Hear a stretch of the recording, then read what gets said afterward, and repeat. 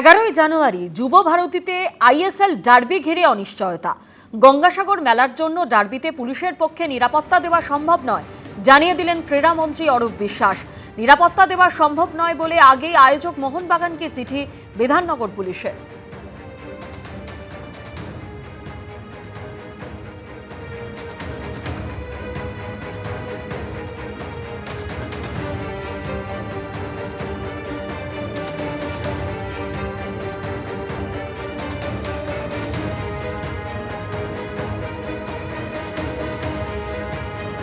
Derby আমরা প্রায় 25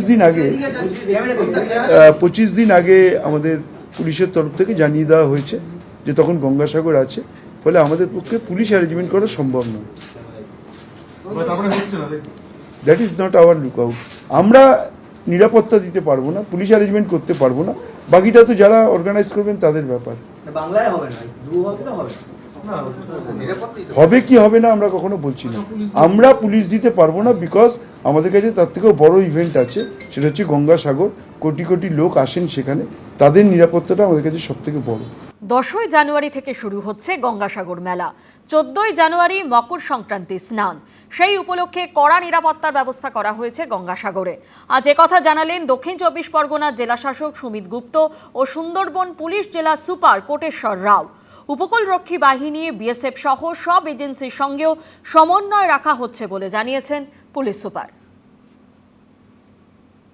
গঙ্গাসাগর মেলাতে আমাদের মুভমেন্টটা দু দিক থেকে হয়, একটা লটে টু কুচবেড়িয়া, একটা নামখানা টু চেমাগুড়ি বেনুবন। এই দু দিক থেকে আগে থেকে আমরা আমাদের FIB fast intercepting boats patrolling চলছে, লঞ্চ পেট্রোলিং চলছে। আমরা ইনফরমেশন কোস্টগার্ডের সাথে শেয়ার করছি, কোস্টগার্ড আমাদের সাথে শেয়ার করছে। অ্যান্ড যতদূর আমাদের 12 নটিক্যাল মাইলস আছে ওর পর্যন্ত আমরা কন্টিনিউসলি পেট্রোলিংটা করে আছি। অ্যান্ড গঙ্গাসাগর সময় আমরা ড্রোন ব্যবহার করব, তারপরে কাউন্টার ইনসার্জেন্সি ফোর্স থাকবে, তারপরে আমাদের ইন্টেলিজেন্স সব জায়গা থেকে আমরা ডিপ্লয় করে থাকবো। এখন ইন্টেলিজেন্স সব জায়গা থেকে ডিপ্লয় করা আছে, ওরা ইন্টেলিজেন্স গ্যাদার করছে অ্যান্ড আমাদেরকে টাইমলি দিয়ে দিচ্ছে, অ্যান্ড ওর অনুযায়ী আমরা ওয়ার্কআউট করছি। অ্যান্ড গঙ্গাসাগর সময় এর সংখ্যাটা আরও বাড়বে। অ্যান্ড আপনারা জানেন যে অনেকগুলো ওয়াচ টাওয়ার্স থাকে, অনেকগুলো আমাদের ড্রোনস থাকে, অ্যান্ড এই ছাড়া আমাদের বম্ব ডিসপোজাল, স্নিফার ড্যাক্স, যা যা অ্যারেঞ্জমেন্টস আমাদেরকে দরকার আছে, এই particularly from this counter insurgency point of view, even আমরা ডাইরেক্টলি কাউন্টার ইনসার্জেন্সি ফোর্সকে আমরা ডিপ্লয় করে যাচ্ছি। তো আশা করছি এরকমটা কোনো কিছু হবে না। গঙ্গাসাগর মেলার সময় আমরা এনডিআরএফ থাকবে, নেভি থাকবে, কোস্টগার্ড থাকবে, একটা টিম হিসাবে আমরা কাজ করে আমরা এনশিওর করবো যে এরকমটা ঘটনা কোনো কিছু না হয়। পৃথিবীর কক্ষপথে ঘূর্ণায়মান দুটি কৃত্রিম উপগ্রহকে জুড়ে একটি মহাকাশযান তৈরি করবে ভারতের মহাকাশ গবেষণা সংস্থা। ইসরোর এই পরীক্ষার পোশাকি নাম স্পেস ডকিং এক্সপেরিমেন্ট মিশন বা সংক্ষেপে স্পাডেক্স। সোমবার তার চূড়ান্ত পর্ব শুরু হলো। মহাকাশ বিজ্ঞানীদের দাবি, পৃথিবীর কক্ষপথে বুলেটের চেয়ে 10 গুণ গতিতে ঘুরে চলা দুটি কৃত্রিম উপগ্রহকে জুড়ে একটি মহাকাশযান তৈরি করা যেমন কঠিন তেমনই চ্যালেঞ্জিং। বর্তমানে কেবলমাত্র আমেরিকা, রাশিয়া এবং চীনের মহাকাশ গবেষণা সংস্থার কাছে রয়েছে এই প্রযুক্তি।